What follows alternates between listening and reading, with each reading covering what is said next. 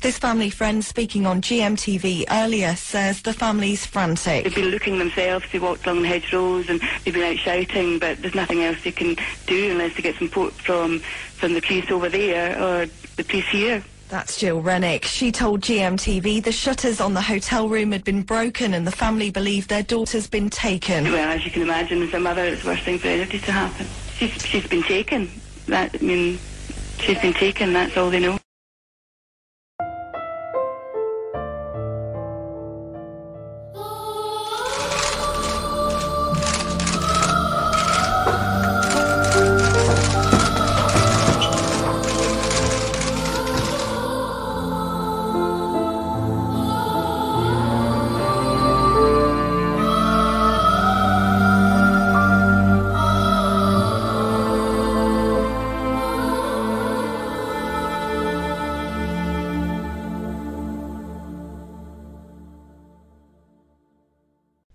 Before we start, I would like to point out why I have made yet another Madeleine McCann film. It is to expose the mainstream media and show to the widest possible audience that their purpose is not to find out facts, investigate stories, then truthfully report them.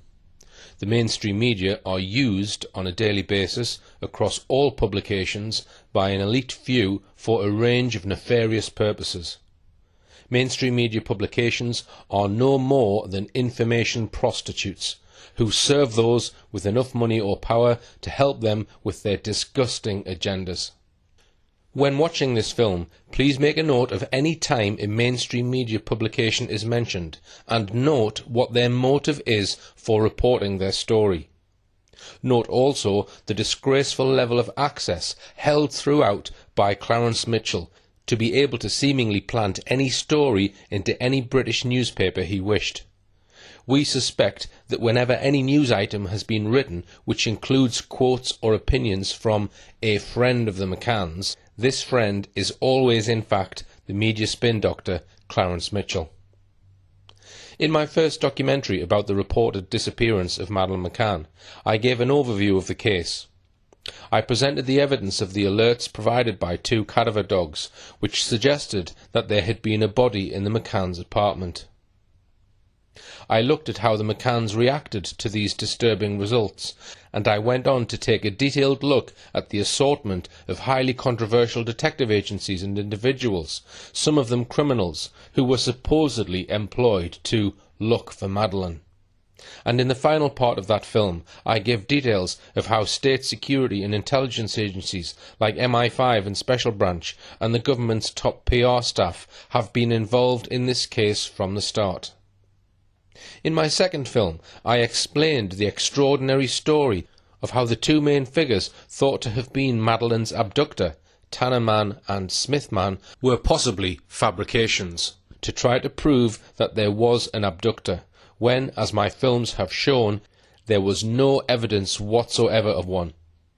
I also showed how these highly questionable sightings were possibly based on the description of a Polish man, Wojciech Krakowski, a strangely dressed Polish man who happened to be holidaying in the village of Praia de Luz in the same week as the McCanns. Just a few months after I released my film about Krakowski, the Sunday People ran a major article about him, suggesting that he might yet be able to help the police with their inquiries. Finally, I showed that a man, stated on a BBC Crime Watch film to have come forward 6 years after the event to say it was him who had been carrying a child near the McCann's apartment the night she was reported missing, was most likely also a fabrication, this time by the Metropolitan Police team supposed to be investigating the disappearance. I established in my first film that there was strong evidence that Madeleine had died in the McCann's apartment. In this film, I am going to try and establish when Madeleine might have died. In another film, I will explore what we can deduce about how she might have died. I am going to do this by working backwards through each of the claimed sightings of Madeleine during the days prior to the abduction claim, starting with the McCanns' claim that they discovered Madeleine missing around 10 p.m. on Thursday the 3rd of May. I showed in my first film how there was a mass of contradictions and changes of story by the McCanns and their Tapper 7 friends about their claimed discovery that Madeleine was missing. We also saw how the children's bedroom appeared to have been arranged so as to promote the claim that Madeleine had been abducted and the room broken into by a stranger. The only evidence that they found Madeleine gone at 10 p.m. that night comes from the McCanns themselves. So let's now examine what was claimed to be the previous occasion on which someone else claimed to have seen Madeleine. This was a visit that the McCann's friend Dr. Matthew Oldfield claimed to have made to check on the children in the McCann's apartment at around 9:25 that evening. His alleged visit to check on the children in the McCann's apartment was reconstructed in a Channel 4 documentary shown on the 7th of May 2009, a documentary which merely reported the McCann's account of events and was therefore not in any sense independent. Matthew Oldfield spoke to both the Portuguese police and a year later to Leicestershire police, giving long, rambling, sometimes incoherent answers. So let's break down the essentials of what he told the police about his alleged 9:25 p.m. visit. He said that one or other of the group stood up every 15 minutes to go and check on the children. 2. He left with another doctor member of the group, Dr. Russell O'Brien, at 9:25 p.m. He was going to check on his own children. Dr. O'Brien, he says, was going to check on his two young girls, Ella and Evie. 3. He cannot explain why, on this occasion, the group departed from their normal procedure, with two of them leaving at the same time to check on the children. 4. Kate McCann had stood up to check on her children, but he offered to go instead. He told the Portuguese police that he didn't really know why he did that. 5. He went first of all to his own apartment, checked on his child, and then went to the apartment of his friend, Russell O'Brien. He doesn't explain why he went there. 6. When he got to his friend's apartment, he says that one of Russell O'Brien's daughters was crying. He told Oldfield that she was ill and had vomited. 7. He then went to the McCann's apartment, having allegedly been told by Kate McCann that when they set off to the tapas restaurant, she had deliberately left the patio door closed but unlocked, so that he would be able to just walk into the apartment to do his check.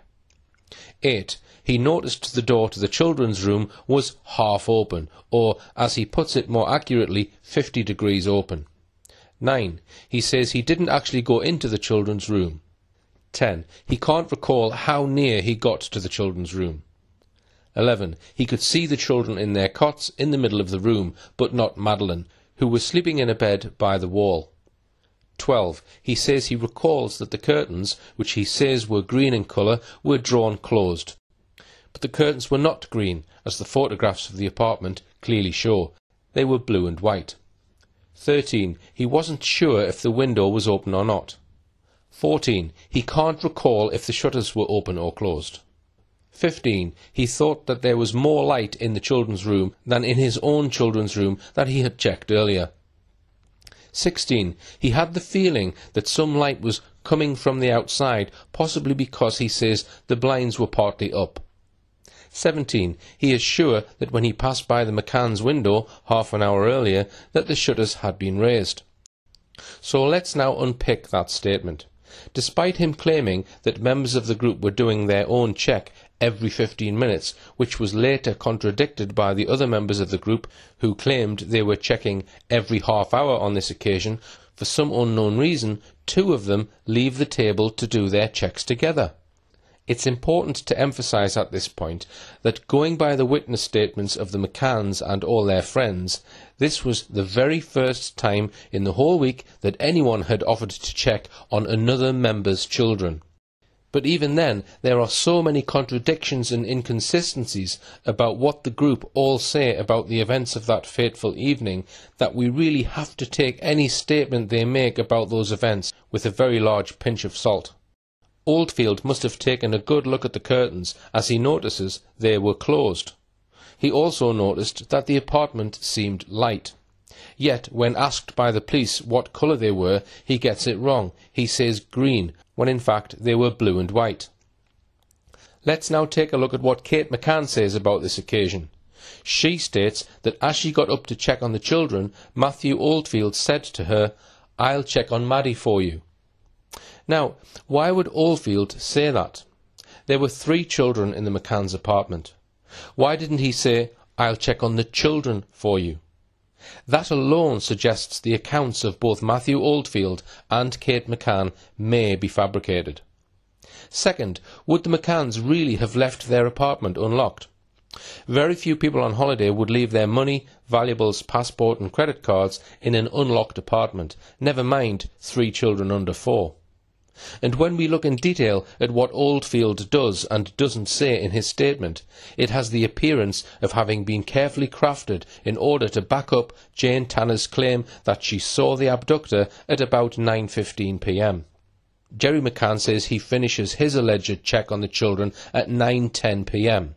Jane Tanner says she saw an abductor at 9:15 p.m. Oldfield then backs up this scenario by speaking of the door being more open than before, claiming there was more light in the room and the blinds were partially up, etc. There is the addition of the very specific remark that the door was 50 degrees open. This remark shows every sign of having been made to tie in with the McCann statements that they left the door slightly ajar when they went down for dinner at 8:30 p.m. that evening. However, Jerry McCann also in his second statement to the Portuguese police on the 10th of May said that he did his check at 9:05 p.m. that evening, half an hour or so before Matthew Oldfield. He too found the door more open than before. In his first statement to the police on the 4th of May, Jerry McCann gave few details to the police about his 9:05 p.m. check, but now he gives these extra details. He noticed that the children's bedroom door was not ajar as he had left it, but halfway open, returning to place the door how he had already previously described.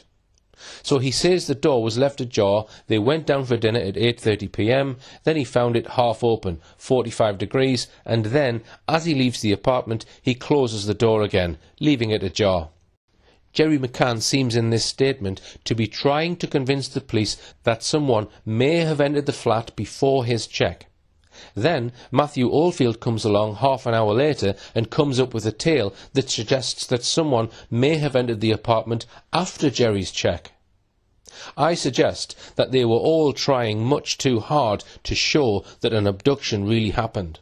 In fact, this suggestion that someone had twice left the door open more than before, the first time at 45 degrees angle and the second time at 50 degrees angle, it seems then led Jerry McCann to make the astounding claim that the abductor could have been hiding in the apartment the entire time he did his alleged check at 9:05 p.m. This, for example, was how the Daily Telegraph reported this issue on the 21st of September 2007. Jerry's certain he was in bedroom with kidnapper. Jerry McCann is convinced his daughter's kidnapper was hiding behind a door in their holiday apartment as he checked on his sleeping children, according to a friend. But as he turned to leave the ground floor room, he noticed that a door, which he thought he had closed earlier, was slightly ajar. Agonizingly, he is now sure that standing behind this door was his 4-year-old daughter's abductor, waiting to steal her from her bed in the Prydilla's apartment. Jerry McCann believes there was certainly something odd, the friend said. The bedroom door was ajar when he got in, and he thought, that's strange. He went into the room, checked that Madeleine was still asleep in bed. She was, and he came out, closed the door. Initially, he thought she might have got up and gone to the toilet, or gone to get a drink or something, but now he thinks that the abductor must have been in there, hiding. He believes the abductor came in, opened the door, and didn't have time to close it before Mr. McCann arrived. After Mr. McCann checked the room at 9:05 p.m, Russell O'Brien offered to check the children. At 9:30 p.m, he listened at the door, but crucially did not go in. In another statement, Jerry McCann specifically said that he went into all 4 rooms of the apartment when he did his check at 9:05 p.m. He also volunteered the surprising information that he had spent an exceptionally long time in the loo. It's very hard to see how an abductor could have been hiding behind a door somewhere in the apartment for all of the 5 minutes Jerry McCann was doing his check. It's hard to work out what is supposed to have happened. We are told by Jerry that he turned to leave the ground floor room. Which room? He noticed that a door, so which door was that? Which he thought he had closed earlier. Which door had he closed earlier? Was slightly ajar. Jerry McCann adds, agonizingly, he is now sure that standing behind this door was his 4-year-old daughter's abductor, waiting to steal her from her bed. It seems that Jerry McCann is describing the children's bedroom and suggesting that the abductor was hiding in there. But it looks as though Jerry had by this time, September, forgotten what he told the Portuguese police back on the 10th of May. Then he had told them he noticed that the children's bedroom door was not ajar as he had left it, but halfway open. But now in this Telegraph article he tells his friend, no doubt Clarence Mitchell once again, that he noticed that a door which he thought he had closed earlier was slightly ajar. So it seems that Jerry McCann has changed his evidence by first saying he left this door ajar, but now in this Telegraph article saying it was closed when he left it. It seems clear that it's the children's bedroom door that he's talking about, as the article goes on to say. The bedroom door was ajar when he got in and he thought, that's strange. He went into the room, checked that Madeleine was still asleep in bed. She was, and he came out, closed the door. He thinks that the abductor must have been in there hiding. All in all, there is a huge amount of talk about doors being open, closed, ajar, at this or that angle. All of these statements, both by Jerry McCann and Dr. Oldfield, seem designed to give the Portuguese police the impression that an abductor had been in and out of the McCanns' apartment. Matthew Oldfield's claim that he didn't go into the children's room and so only saw the twins in their cots but not Madeleine in her bed again seems tailor-made to fit with the other hints and suggestions that an abductor must have come in and out between Jerry McCann's last check at about 9:05 p.m, which I'll come on to in a moment, and Oldfield's check about 25 minutes later. There is therefore real cause for doubt as to whether this alleged check by Matthew Oldfield ever happened. Dr. Gonçalo Amaral, the original investigation coordinator, thought much the same in his book about the case, The Truth of the Lie. He wrote, Matthew Oldfield's statement happens to conveniently reinforce the hypothesis of an abduction and was meant to give weight to Jane Tanner's witness statement. Is there any proof that Madeleine was alive on Thursday the 3rd of May at 10 p.m. when Kate said she found Madeleine gone? We can say no, there is not.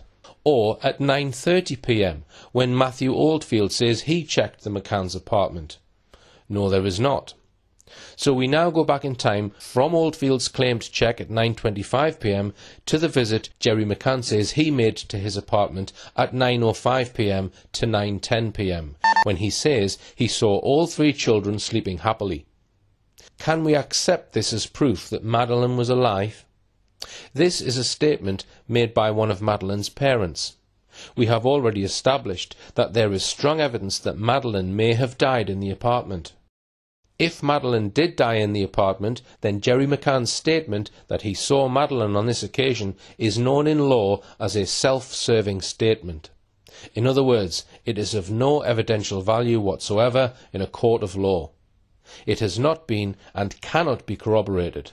So we can safely now amend our timeline as follows.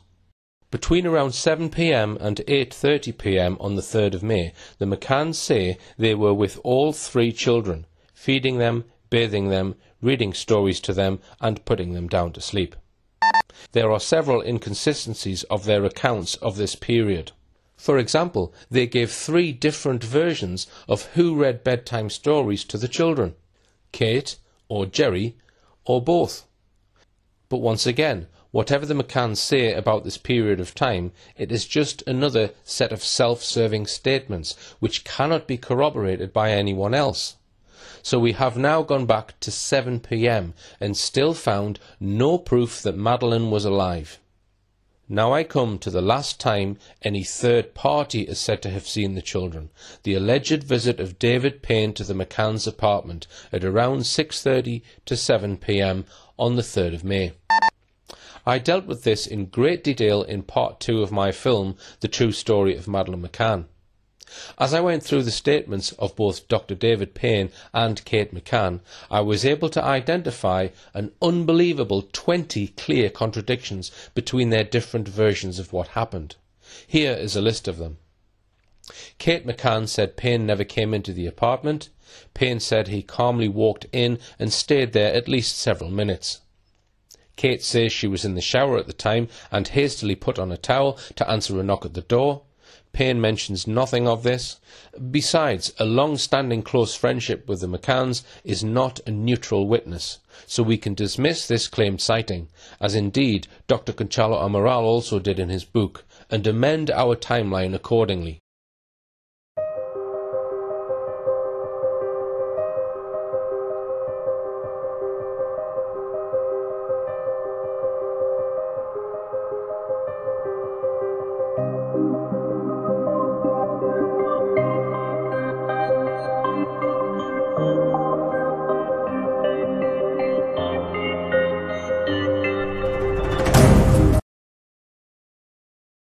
Let's go back still further, another half hour, to yet another alleged proof that Madeleine was alive early that evening.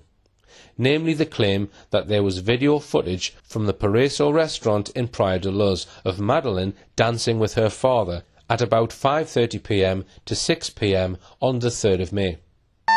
It was solemnly reproduced as a fact on a regular basis in our mainstream press. What is the truth? Video footage allegedly showing Jerry McCann dancing with Madeleine was produced by one Miguel Matias. Months later it was established, then later admitted by him, to be a fake. Some years previously, Matias had been comprehensively exposed by a Portuguese newspaper journalist as a serial conman and fraudster who was known to the Portuguese police. So much for his bogus claim. So now we have gone back one stage further. Now we come on to an event which I'm going to deal with in some detail. That's because the senior detective who coordinated the original investigation into Madeleine's disappearance, Dr. Conchalo Amaral, and his team believed that this event was sufficient proof that Madeleine was alive at this point. I am referring to a claim by the McCanns and one of the creche nannies that Madeleine was having high tea with them at around 5 p.m. to 5:30 p.m. on the day Madeleine was reported missing. This is how Dr. Amaral has put it in his book.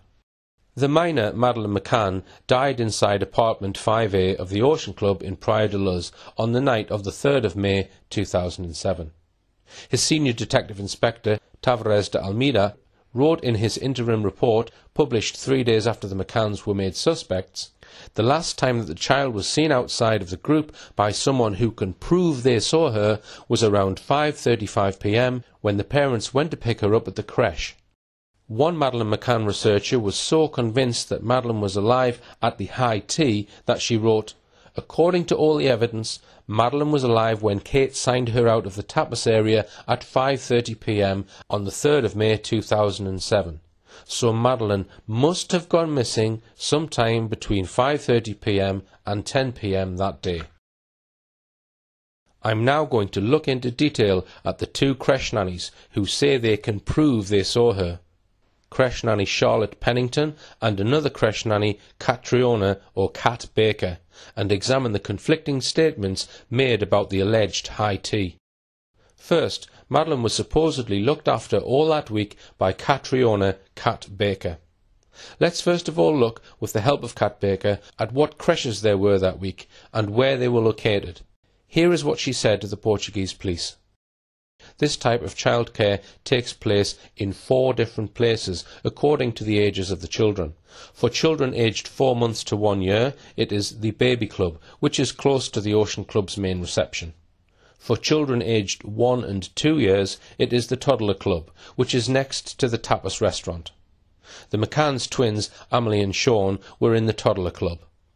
For children aged 3 to 5, as Madeleine was, they are placed in the mini club, which is also close to the Ocean Club's main reception, along with the baby club.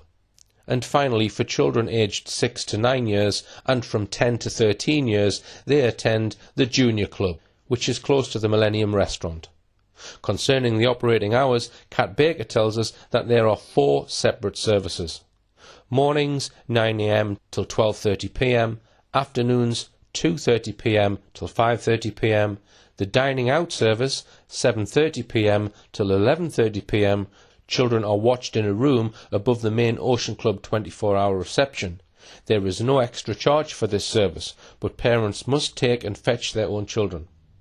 And the babysitting service 7:30 p.m. till 1 a.m. Children are watched in their own apartments. There is an extra charge for this service. In Kat Baker's statement, it says, when asked, the informant, Kat Baker, responds that it was always the parents who brought Madeleine and fetched her from the mini-club, and Madeleine was in the so-called Lobsters mini-club group.